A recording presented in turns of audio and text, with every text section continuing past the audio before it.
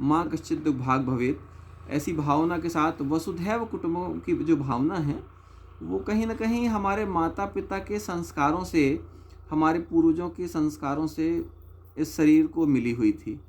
और बचपन से ही ये तो नहीं मालूम था कि बाबा जी बन के इस काम को करना पड़ेगा, लेकिन ये ज़रूर था कि जीवन में कुछ ना कुछ इस शरीर के द्वारा कुछ विशेष काम होना। ऐसा लोगों ने भी कहा कि आपको कुछ विशेष उपलब्धि मिलेगी। हैं, उस समय ये सब ध्यान में नहीं आता था कि ऐसा कुछ हमारे द्वारा किया जाएगा।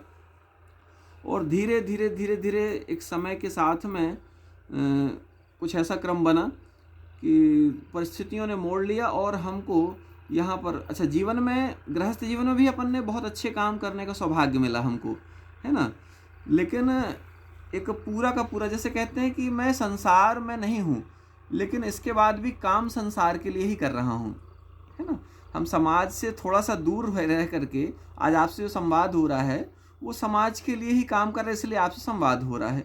और नहीं तो हम हमेशा कहते हैं कि जो दधीची मुनि थे, दधीची मुनि ने जब अपनी हड्डियों को दान किया था ना, उसके बाद से लोगों ने जाना था कि दधीची मुनि कोई तपस्वी हैं।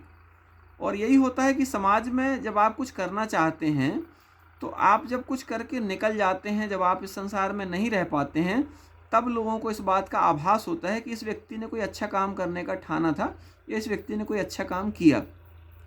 तो अभी भी हमारा बड़ा विरोध होता है समाज में, रिश्तेदारों में, परिवार में बहुत विरोध होता है। लेकिन अब चूंकि आपने जो सवाल किया ना वो इसी परिप्रेक्ष्य में है उसका उत्तर, कि जब परमात्मा संकल्प देते हैं, क्योंकि सारा सिस्टम पूरा परमात्मा का है। आप चाह कर भी सेवा नहीं कर सकते, आप चाह कर भी सेवा पा नहीं सकते जब तक कि परमात्मा ना चाहे।